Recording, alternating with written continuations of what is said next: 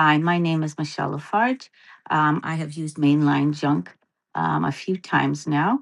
I first started using them after having bad experiences with previous junk dealers, and I was very impressed that they came out, assessed what needed to be removed, gave me a good price that was in my budget, and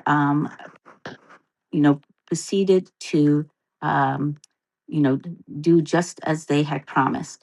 I used them the first time, and I was also impressed with the kindness of the people who came to remove the items. And so I used them again and again.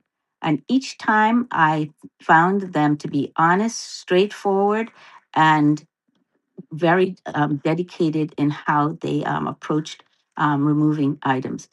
The thing that really impressed me the last time that I used them was that there were items that I needed removed, but were not really junk, and I wanted them donated.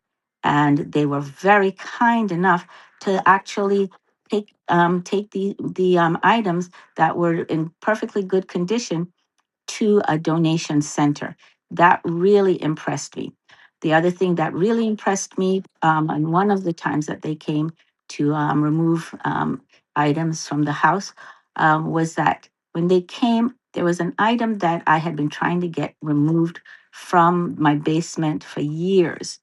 And when I showed it to them, they were like, oh my gosh, but then, you know, they were so kind that they actually made an attempt to remove the item, and they did remove the item for me.